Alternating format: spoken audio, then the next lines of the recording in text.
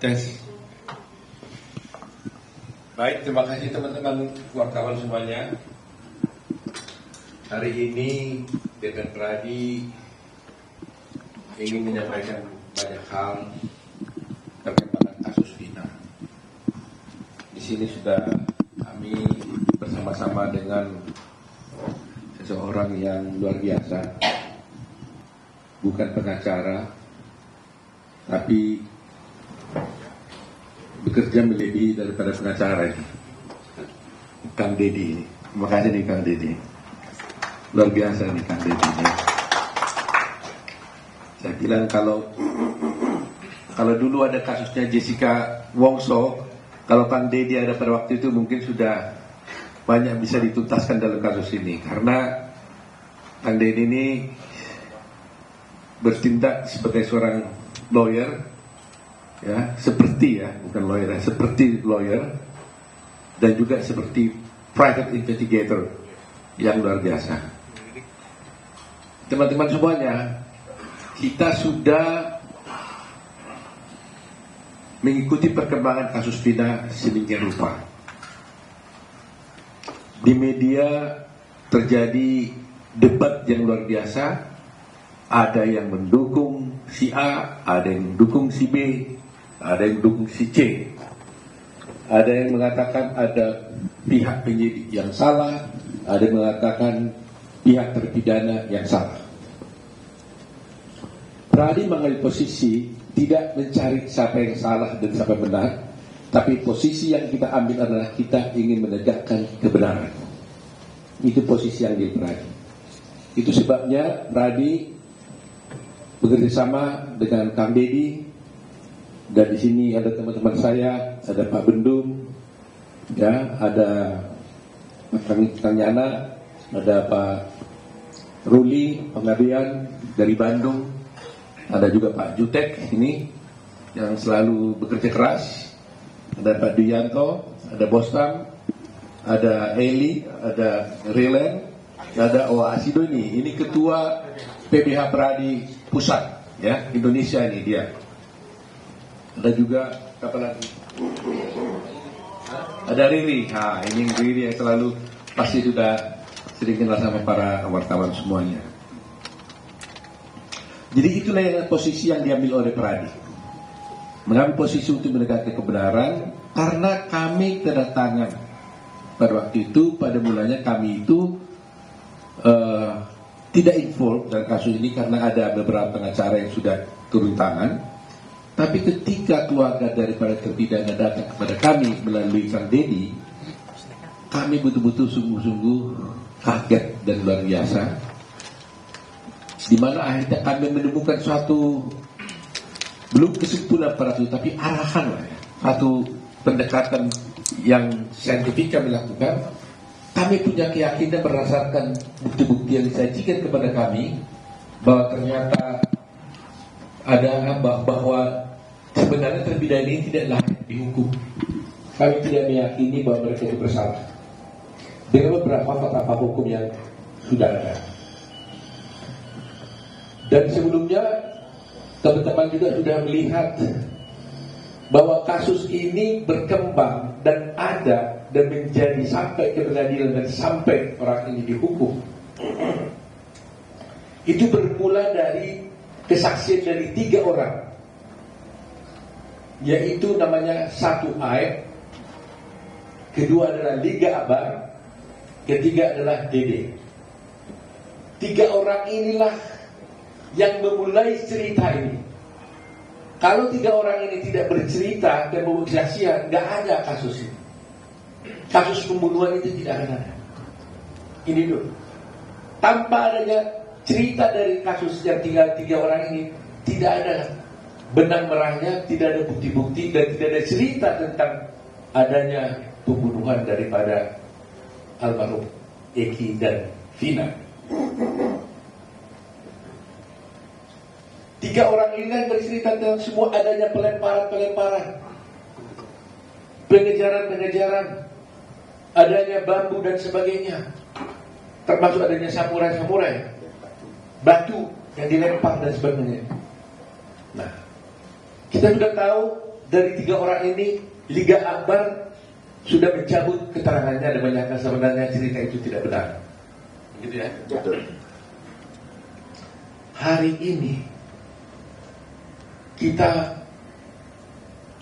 mendapatkan bukti yang luar biasa melalui Kang Deddy. Keluarga dari Dede menghubungi Kang Deddy.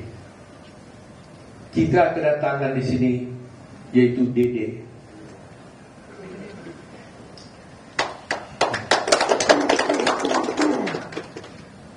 Kalau tidak ada Dede ini, tidak akan ada cerita pembunuhan Vina, almarhum Vina dan Eki.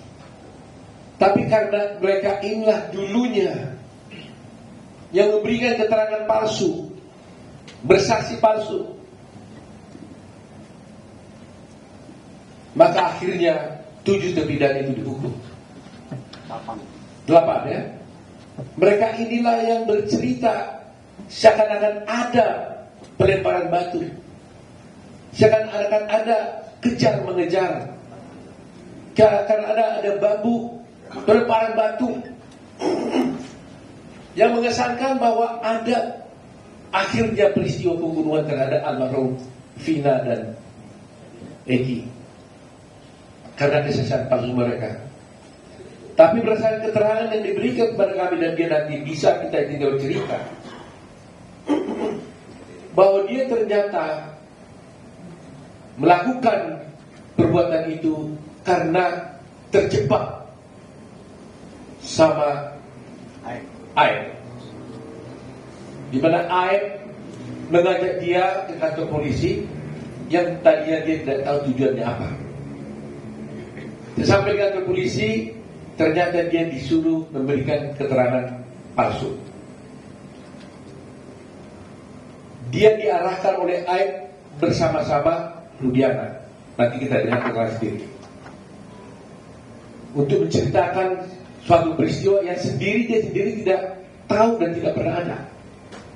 Kepadanya diberitahukan nama-nama daripada 7 terpidana ini, yang pada mulanya dia yang sebenarnya dia tidak tahu siapa ini 7 terpidana ini, karena dia juga tidak kenal dengan orang itu. Akhirnya dia bercerita tentang cerita-cerita yang sudah dikemas, diarahkan oleh Aib dan juga oleh Rudiana menurut keterangan dia. Nah, oleh karena itu, sebelum kami sampai kepada kesimpulan dan tanggapan nanti, agar tidak ini salah, kami mau tanya dulu kepada Dede di hadapan para rekan wartawan. Betul Dede? Bagaimana ceritanya? Bisa saudara cerita? Bagaimana ceritanya Dede sampai bisa bercerita tentang adanya pelemparan para itu? Saya tanya dulu biar berurut ya. Kamu kerja di mana Dede? Cucian mobil Pak. Pada waktu itu ya? Ini pada waktu 2016 ya? Cucian mobil. Ya. Udah berapa lama kerja di sana? Kurang lebih 1 bulan. 1 bulan. Pada tanggal 27 Agustus 2016, kamu berada di mana? Posisi tidak masuk kerja Pak. Tidak masuk kerja? Tidak. Karena apa? 27 Agustus saya masuk kerja Pak. 27 Agustus masuk kerja. Kemudian tanggal 28 Agustus? 28 Agustus saya masih masuk Pak. Masuk. 29? Masuk Pak. Masuk ya. Kemudian saya mau tanya, kamu kenal nggak 7 terpidana itu? Tidak kenal sama sekali Pak. Ya? Muka pun saya tidak kenal, nama tidak kenal. Muka tidak kenal, nama tidak kenal.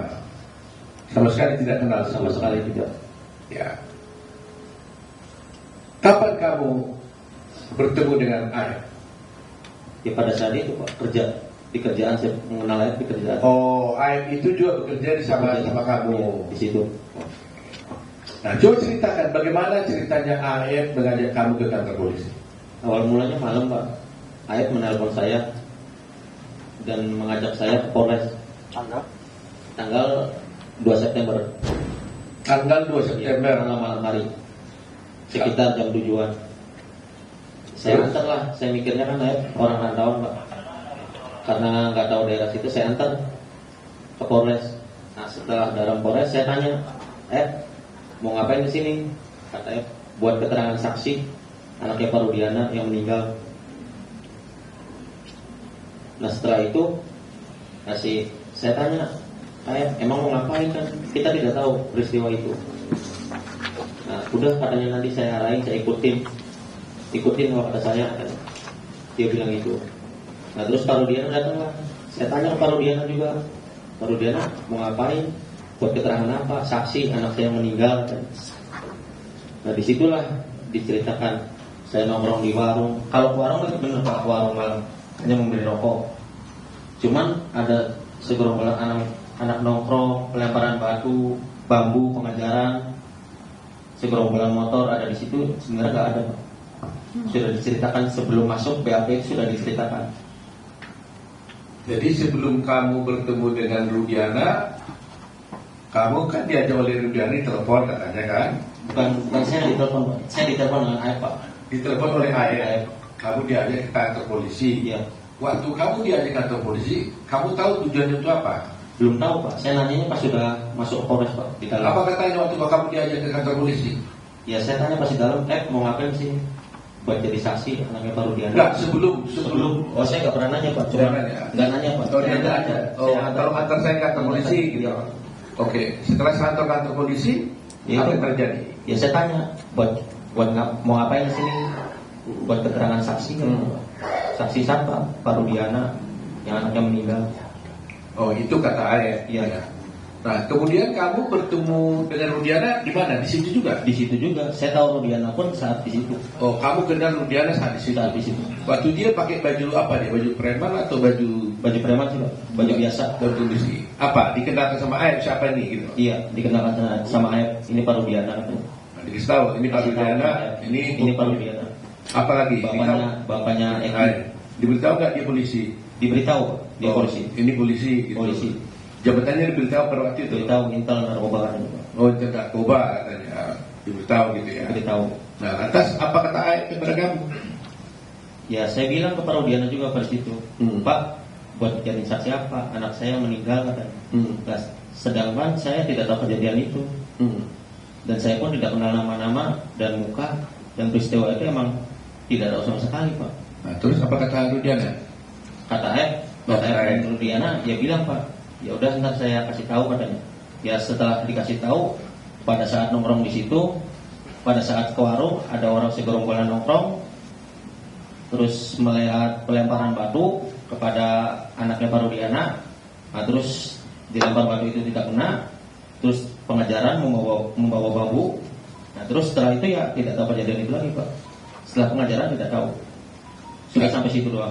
Tadi kan kamu ceritakan bahwa kamu diarahkan oleh Aep dan Rudiana. Saya mau lihat peran masing-masing.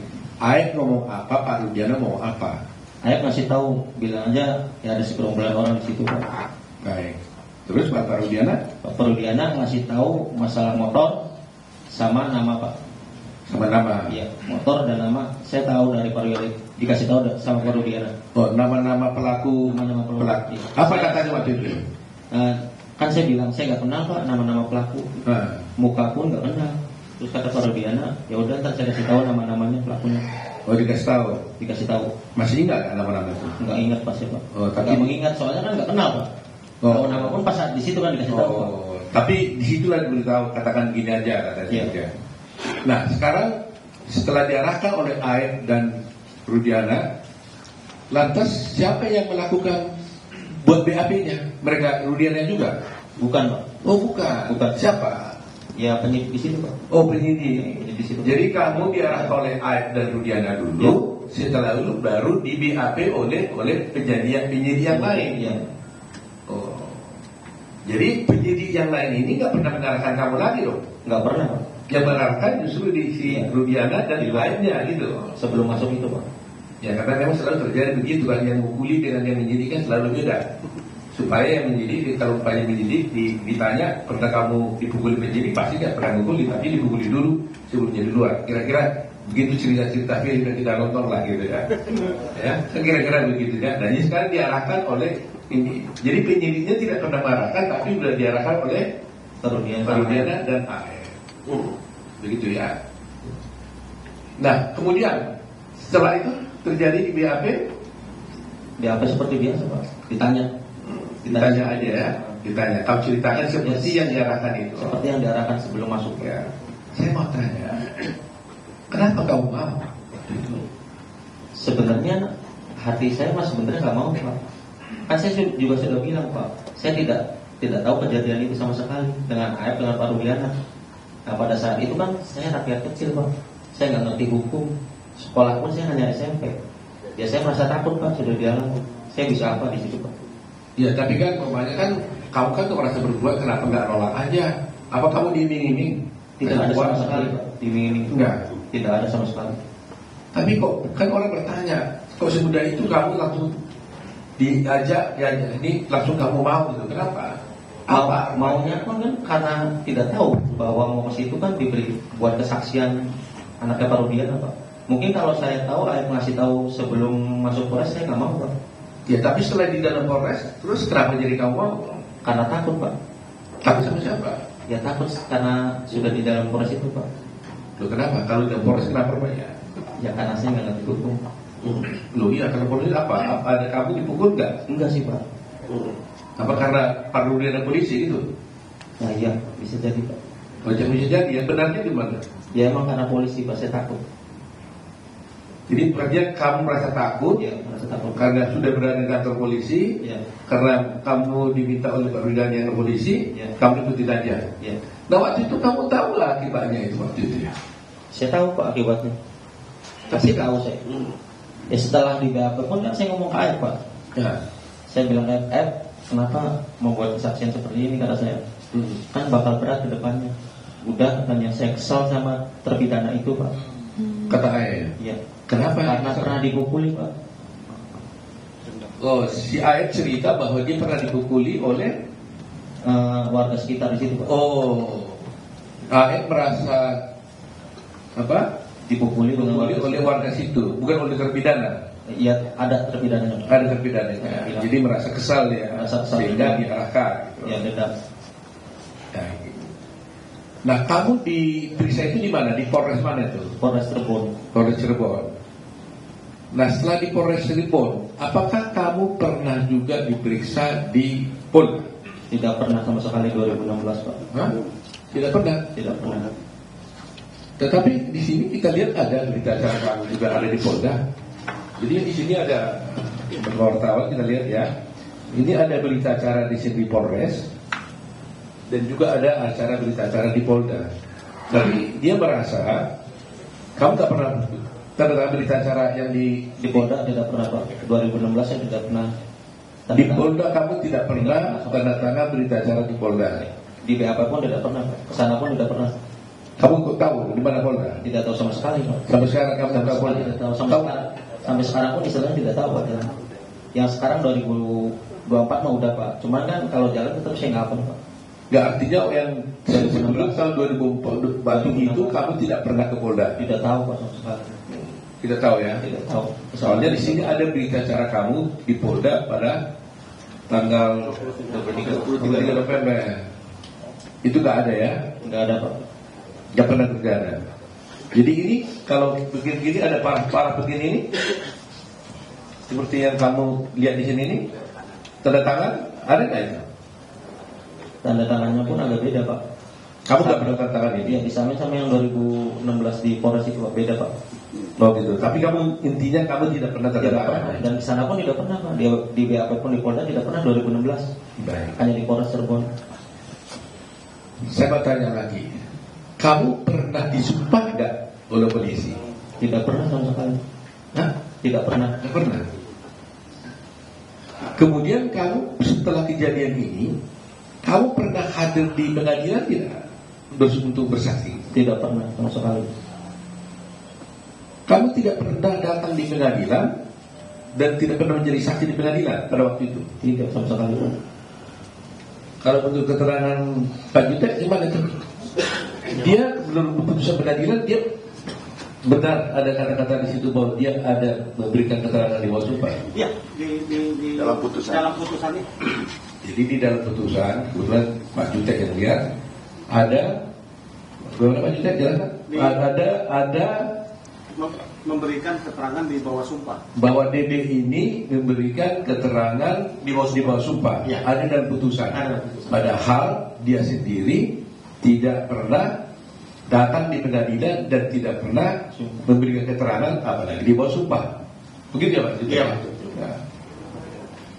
Nah ini menjadi, jadi ini yang menjadi masalah kita ini. Jadi di pengadilan pun ada putusan menyatakan dia adalah memberikan keterangan di bawah sumpah, padahal dia sendiri tidak pernah datang ke pengadilan, apalagi bersumpah. Saya mau tanya, kok kamu gak datang ke pengadilan? Kenapa kamu diberi berita acara di Polres? Iya, Apa kamu gak dipanggil pengadilan? dipanggil Pak. Ada surat panggilannya datang. Oh ada? Ada. Terus kurang gak datang? Nggak datang Pak karena takut. Cuma saya nanya Pak, pas surat datang, saya nanya ke Pak Rudiana, Pak ini gimana? Ada surat panggilan dari pengadilan, udah katanya nggak usah datang, biarin aja.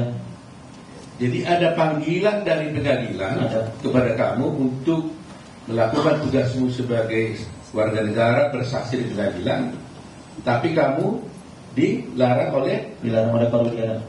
katakan bagaimana saya? Tidak, Pak, ada surat pengadilan datang, kata saya. Bagaimana ini? Nah, kata Pak Rudiana, udah nggak usah datang, katanya, biarin aja. Jadi Pak Rudiana menurut dia itu tadi menyuruh tidak usah datang ke pengadilan. Ya. Jadi sekali sudah tahu tuh pasal apa yang dilanggar di situ kalau seperti itu kan, melarang orang tidak datang ke pengadilan, padahal itu adalah kewajiban hukum dia. Tapi Rudiana menang tiba-tiba. Saudara tahu kenapa kamu dilarang datang ke pengadilan? Tidak tahu Pak, hanya bilang itu saja. Oh hanya bilang itu saja. Jangan datang, tidak perlu datang ke pengadilan. Datang, tenang aja. Pertanyaan saya terakhir ini, jadi Bisa kasih dia kasih buka. kenapa kamu tiba-tiba sekarang mau datang di sini? Karena saya mikir merasa bersalah Pak.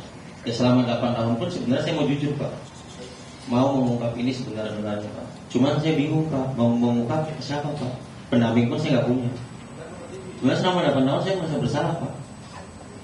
Bayangin Pak, saya hidup enak di sini Pak, bisa kerja, bisa nikah istilahnya Pak, sama anak istri bisa bahagia, sedangkan dia di penjara seumur hidup Pak. Saya merasa berdosa selama 8 tahun, merasa Pak. Nah saya putuskan kemarin Pak, seminggu sebelum saya bertemu Kang Deddy, saya putuskan benar-benar Pak, setekad saya harus bulat, saya harus menerima resikonya, apapun resikonya, entah ada hukuman buat saya terima Pak. Siapa yang menghubungi kamu datang ke Pak Deddy? Inisiatif kamu sendiri atau gimana? Inisiatif saya sendiri Pak, tapi rundingan sama keluarga Pak. Teteh dulu. Oh jadi setelah lihat viral-viral begini, kamu rundingan sama keluarga? Rundingan sama keluarga. Nah, apa? Gimana rundingan itu? Ya, Teteh Pak, sebelum sebulan setengah viral itu Pak, Teteh pernah bilang Pak, Dek, apa datang aja ke Pak Deddy? Kata saya bilang, nanti aja lah, karena saya belum siap Pak, masih takut dan bingung kehilangan pekerjaan Pak.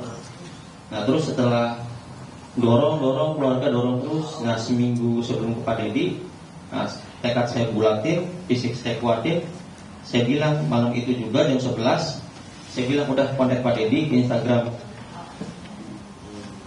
cuman tidak direspon Pak.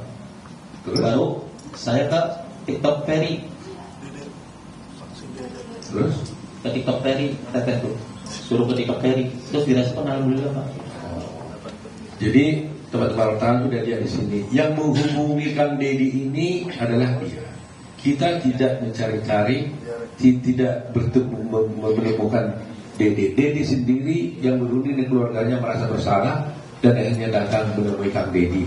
Dan Kang Deddy membawa ke sini. Pokoknya saya tegaskan, intinya saya keluar itu bukan dicari dengan Pak Deddy, bukan ada yang dari luar menyuruh saya, karena ini inisiatif saya sendiri merasa bersalah, dan keluarga ada dorongan dari keluarga, udah selebihnya nggak ada lagi. Dede, Ya. Kamu kan tadi mengaku sudah bersalah melakukan memberikan keterangan palsu dulu atas arahan daripada AF dan juga Rudiana. Ya, kita juga pernah melaporkan kamu juga. Ya. Iya kan? Tapi sekarang kamu datang mengaku bersalah. Kamu tahu risikonya ini? Kamu Tahu Pak, sangat tahu resikonya. kamu tahu bahwa kamu bisa dipenjara gara-gara pengakuanmu sekarang ini? Tahu Pak, saya siap resikonya Pak.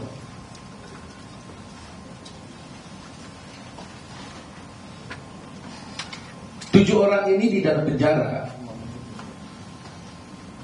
gara-gara kamu. Iya Pak. Kamu bersedia nggak masuk penjara supaya 7 orang ini keluar? Sangat bersedia Pak.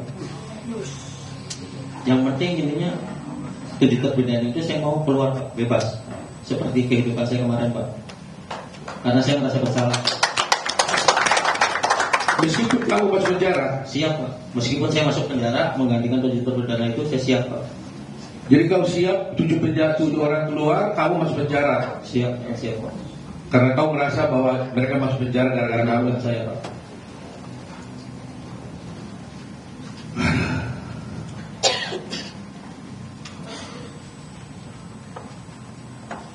Terima kasih ya Dede ya. Sama-sama. Walaupun kamu ini sudah berbuat salah, tapi Tuhan menolong bahwa kamu bisa dibuka hati pikiranmu untuk menegakkan kebenaran. Kalau kamu tidak bisa datang di sini, bayangkan mereka itu akan ada di sana seumur hidup. Seumur hidup. Semula keluarganya bukan teraniaya semua. Dan keadilan menjadi tidak tercapai. Republik menjadi hancur. Tapi dengan keberanianmu ini, meskipun kau bersalah,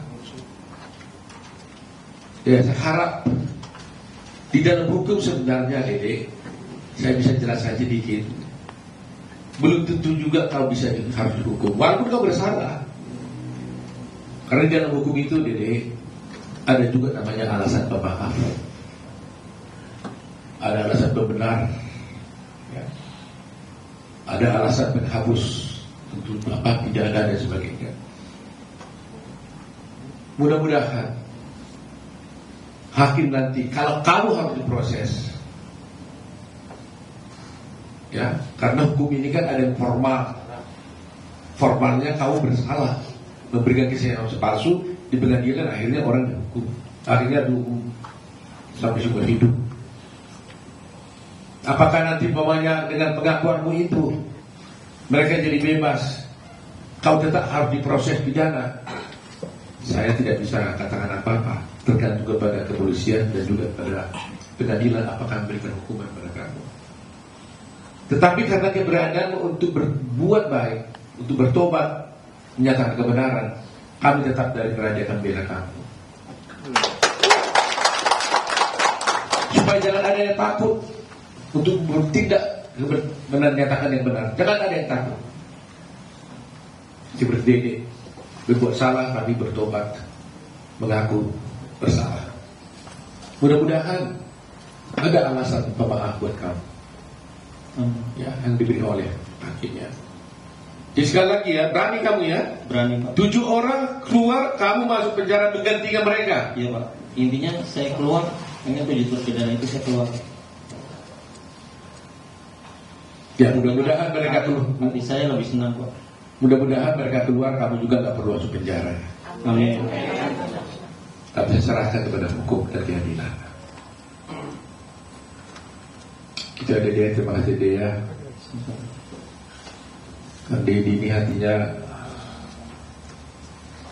apa ya, sampai gak tahan nih Bang Dedi dulu. Menggunakan mata begini. Kita para lawyer, hati kita sudah berkali-kali sering digini. Jadi sampai air mata kita udah habis. Karena kita sudah sering melihat kejadian-kejadian seperti ini. Belum kita sudah lihat tragedi bagaimana Jessica Wongso, sekarang Dedi. Saya nggak tahu masih akan ada lagi nggak kasus lain yang bisa terbuka seperti ini. Tapi terus terang aja terima kasih ya kepada para wartawan semuanya. Terus terang aja kalau ada wartawan, media massa, televisi yang mau dengan sepenuh hati mengikuti dan membuka kasus ini nggak terbongkar. Jasamu luar biasa. Jasa para media televisi, baik Instagram, siapapun lah, medsos, netizen di Indonesia ini. Saya atas nama Pradi, atas nama Advokat Indonesia, atas nama keadilan, berterima kasih sebesar-besarnya. Ini belum tuntas memang, tapi dengan adanya kedatangan Dede ini ada di gambar juga, mudah-mudahan menjadi keberanian mereka. Dan sebagai bukti, Dede ini juga sudah datang memberikan keterangannya itu di hadapan notaris. Dia tertandatangani di hadapan notaris. Semua keterangan dia itu tadi itu. Jadi kita lihat Dede datang bertemu dengan Kang Dedi bukan karena disari oleh Kang Dedi, tapi dia sendiri yang berunding dengan keluarganya, merasa bahwa dia bersalah, menghubungi Kang Dedi. Ya, dan ini kita ajak ke notaris juga itu atas sukarela dia membuat keterangan ini. Betul ya, Dede ya. Artinya dia fraud, yakin betul.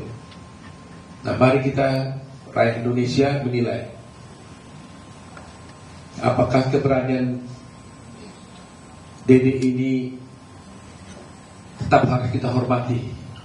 Di satu pihak nanti akan ada polemik, di satu pihak dia sudah bersalah, tapi dia di satu pihak dia sudah menjadi pahlawan untuk bisa membongkar kasus ini. Mari kita dukung Dede, mari kita doakan Dede, kita kuatkan hatinya supaya kasus ini bisa terbuka. Dan kepada Kapolri, terima kasih Pak Kapolri karena sudah menugaskan kemarin saya lihat ada Bapak Resri, Irwasu, Propam tuntakan kasus ini. Mari kita sama-sama membongkar kasus ini untuk tegaknya hukum dan keadilan. Kalau toh ada di sini katakan Dede di bawah itulah dari polisi, bukan kepolisian secara institusi. Ini adalah oknum. Oknum. Jangan gara-gara satu oknum tercoreng nama institusi. Jadi kita harus berani ya membuka kasus ini. Jangan gara-gara setitik nilai rusak sukses sebelahnya. Jangan gara-gara satu oknum yang berbuat menjadi rusak institusi kepolisian. Kami butuh polisi Pak. Kalau tanpa polisi nggak mungkin ada keamanan di negeri ini. Kami tetap ingin menjaga baik kepolisian. Oleh karena itu apapun kami siap bekerja sama dengan pihak kepolisian seperti yang dilakukan oleh Kang Dedi ini.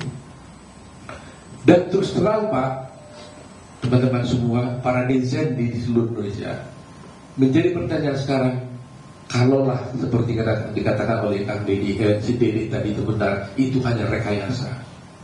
Menjadi pertanyaan kita sekarang, apa motifnya dibuat seperti ini? Apa motifnya harus dibuat cerita seperti ini supaya 7 orang ini jadi terdakwa, dihukum seumur hidup? Toh mereka bukan jenderal, bukan orang kaya, bukan politisi. Mereka bekerja hanya kuli bangunan. Apa motifnya? Ini juga mestinya diungkap. Apa motifnya? Kenapa harus seperti itu? Mengarang cerita, mengorbankan banyak orang, membuat negeri kita geger begini luar biasa. Apa motifnya? Nah itu mungkin tugas kepolisian nanti yang bisa mengungkapkannya. Jadi itulah mungkin keterangan kami, mungkin kalau ada Kang Dedi sampai di sana.